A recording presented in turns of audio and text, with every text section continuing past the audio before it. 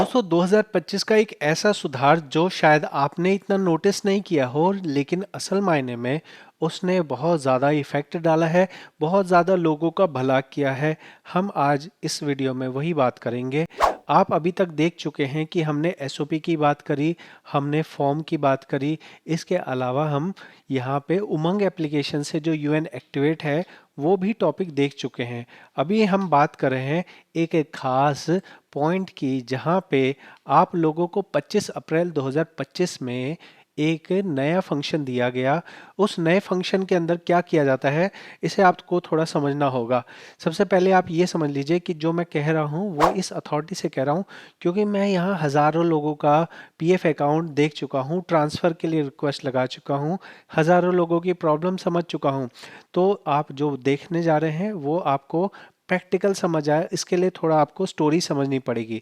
Story ये है कि पीएफ ऑफिस अपना अलग अलग जो है सेंटर की तरह काम करता है। अगर मान लीजिए कि पहले आपका सेंटर एक जगह था, दूसरे सेंटर मतलब आप दूसरी कंपनी में चले गए, नई कंपनी में आ गए। अब पुराना सिस्टम ये था कि जब आपके पुराने कंपनी से पैसा ट्रांसफ़र करके नई कंपनी में लाना है, तो यहाँ पे दोनों पीएफ ऑफिस अपनी अपनी जगह पे वर्किंग करते थे। मतलब क्या हो गया, पहले पुराना ऑफिस आपके ट्रांसफ़र को वेरीफाई कर रहा है, उसके बाद वो नए ऑफिस में भेज रहा है, फिर नया ऑफिस बैठ के उस ट्रांसफ़र जो आ रहा है उसको फिर वेरीफाई करेगा और तब जाके वो अपने बुक्स में रिकॉर्ड करेगा। इससे होता ये था कि दोनों जगह पे टाइम लगता था, और अक्सर ये देखा जाता था कि पुराने आईडी में से पैसा निकल गया और नए आईडी में पैसा रिफ्लेक्ट नहीं कर रहा है। इसकी वजह ये होती थी कि जो इनकमिंग जो लेने वाला पीएफ ऑफिस होता था, कई बार वो उसको टाइम से अपने यहाँ पे प्रोसेस नहीं करता था। तो इस चीज़ को मान लो कि 2 गुना टाइम लग रहा है। अब इसको आधा करने का क्या तरीका है, आधा करने का पीएफ ऑफिस के अधिकारियों ने, जो सबसे सीनियर अधिकारी हैं, उनके हम सोच मानते हैं कि उन्होंने ये दिमाग लगाया कि क्यों ना हम 2 जगह चेक करने की जगह सिर्फ एक ही जगह चेक करें। इससे जिस ट्रांसफ़र को होने में दो मान लो कि 20 दिन लगते थे, अब उस ट्रांसफ़र को होने में 10 दिन लगते हैं। अब यही चीज़ यहाँ इस सर्कुलर में बताई गई है कि हम जो है ना सिंप्लीफिकेशन कर रहे हैं। ट्रांसफ़र आउट मतलब ट्रांसफ़र निकलने के प्रोसेस को हम सिंप्लीफाई कर रहे हैं। आप इसे रोक के पढ़ सकते हैं। जो मैंने बातें बताई हैं वही यहाँ पे लिखी हुई हैं। हालांकि ये हो जाने के बाद भी यहाँ पे कई सारी हमें समस्याएं हैं। ट्रांसफ़र का प्रोसेस अभी भी उतना स्मूथ नहीं हुआ है। यहाँ जो कहा गया वो ये कहा गया कि हम ये जोर दे रहे हैं कि ट्रांसफरर सोर्स ऑफिस को ध्यान से इसको करना होगा। ट्रांसफ़र का जो फॉर्म वो एक्सेप्ट कर रहा है उसको ध्यान रखना होगा कि किसी तरह की एरर, किसी तरह की समस्या ना हो। क्या बात हो रही है, मान लो कि पूरा जो ओल्ड पीएफ ऑफिस है वो जब ट्रांसफ़र कर रहा है, अब जो है नया वाला पीएफ ऑफिस उसे ट्रांसफ़र नहीं करेगा कि जो ट्रांसफ़र आया है वो सही आया है कि नहीं आया है। तो ऐसे में उस पुराने ऑफिस की ज़्यादा जिम्मेवारी बन गई, और पुराना ऑफिस अगर गलती करता है तो आगे पीएफ ऑफिस में जो ट्रांसफ़र होगा वो गलत हो जाएगा।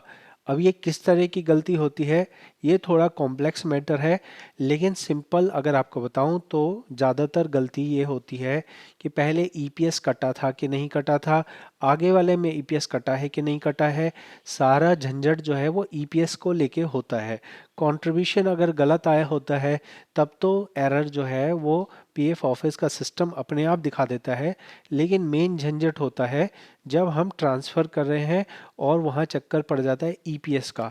तो ये एरर जो है, अब ये सिस्टम, ये वाला जो सिस्टम था, ये जो इन्होंने करने की कोशिश करी, ये उतना ज़्यादा इफ़ेक्टिव नहीं हुआ, क्योंकि आज भी पीएफ के अंदर ट्रांसफ़र में 10 दिन से 30 दिन तक का टाइम लग रहा है।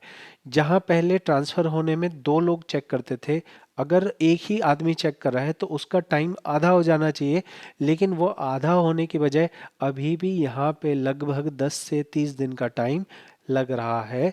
जबकि सरकारी आंकड़े कहते हैं कि इसे 7 दिन में हो जाना चाहिए। पीएफ ऑफिस को ट्रांसफ़र के ऊपर बहुत वर्किंग करने की ज़रूरत है, क्योंकि ये काम भी ऑटो क्लेम में होना चाहिए। ज़्यादातर लोगों का ऑटो क्लेम जो है मैंने देखा है कि नहीं लगते हुए। हो सकता है कि मेरे पास पुराने जो लोग हैं वो आते हों, हो सकता है कि मैंने उन केसेस को ज़्यादा ना देखा हो, लेकिन ज़्यादातर केसेस में मैंने यही देखा है कि मुझे ट्रांसफ़र की रिक्वेस्ट लगानी पड़ रही है, और मैं जब ट्रांसफ़र की रिक्वेस्ट लगा रहा हूँ तो उसको 10 दिन से 30 दिन टाइम लगता है। अगर आपने ट्रांसफ़र की रिक्वेस्ट लगाई हो, आपका कितने दिन में ट्रांसफ़र हुआ है, ये आप कमेंट में बताइए। और अगर आप पीएफ का काम करते हैं तो आप बताइए कि क्या 2025 में आपके ट्रांसफ़र जल्दी हो रहे हैं। ट्रांसफ़र में अभी भी मैं कहूँगा कि इसे इतना ही आसान होना चाहिए जितना आसान होता है हमें एक अकाउंट से दूसरे अकाउंट में ऑनलाइन यूपीआई से पैसे ट्रांसफ़र करना। एक क्लिक होना चाहिए और एक आईडी से पैसा निकल के दूसरी आईडी में रिफ्लेक्ट हो जाना चाहिए। क्योंकि यूएन नंबर एक ही है, मेंबर आईडी अलग अलग है तो क्या हो गया। एक मेंबर आईडी से दूसरी मेंबर आईडी में जाने में इतना टाइम नहीं लगना चाहिए, ये मेरा मानना है। तो हमें ट्रांसफ़र में बहुत बड़े सुधार की ज़रूरत है। बहुत बड़ी अभी भी इसमें इस बदलाव के आने के बाद भी अभी भी सिस्टम उतना बेहतर नहीं हुआ है, ये मेरा मानना है। लेकिन हाँ, ट्रांसफ़र को लेके सुधार करने के अंदर में एक प्रयास किया गया 2025 में, जिससे कहीं ना कहीं पॉजिटिव इम्पैक्ट आया होगा। लेकिन अभी भी इस वाली फील्ड में पर्टिकुलरली अभी भी बहुत गुंजाइश है। क्या आपका सोचना है, ज़रूर हमें कमेंट में बताएं। ये जानकारी, ये जो इन्फॉर्मेशन आपको दे रहा हूँ, ये आपको किस तरह की लग रही है, ज़रूर कमेंट में बताएं। ये सब कुछ आपको जानकार नागरिक, जानकार पीएफ मेंबर और जानकार पीएफ का काम करने वाला व्यक्ति बनाने के लिए किया जा रहा है। इस पे वीडियोस पे कोई लाखों व्यूज़ नहीं आते हैं। बस आप लोगों को एजुकेट किया जा सके, सही तरीके से सही जानकारी सरकारी कागज़ के बेस पे हो सके, वो आपको यहाँ प्रयास किया जा रहा है। क्योंकि यहाँ पे मैंने कुछ लोगों को देखा है जो चैट जीपीटी की इंफॉर्मेशन निकाल के गलत सलत बातें बता रहे हैं। लेकिन यहाँ उन्हें जो है ज़रूरत है कि वो सरकारी कागज़ को देखें, सरकारी कागज़ को पढ़ें। चैट जीपीटी अभी भी बहुत सारी गलत इन्फॉर्मेशंस दे रहा है। मैं यहाँ पे चैट जीपीटी का चेक करता हूँ तो मुझे बहुत सारी इन्फॉर्मेशन गलत मिलती है। आप लोगों का पीएफ के बारे में अगर चैट जीपीटी देखना हो तो बहुत ज़्यादा भरोसा ना करें, उसको सरकारी कागज़ से, सरकारी इन्फॉर्मेशन से वेरीफाई करें। और मेरे चैनल पे अगर आप आएंगे तो मैं कोई भी वीडियो बना रहा हूँ तो उसके सरकारी कागज़ के बेस पे ही बनाता हूँ, तो आप उसको भी रेफ़र कर सकते हैं, उसको भी देख सकते हैं। कैसी लगी जानकारी ज़रूर बताएं। बहुत बहुत धन्यवाद।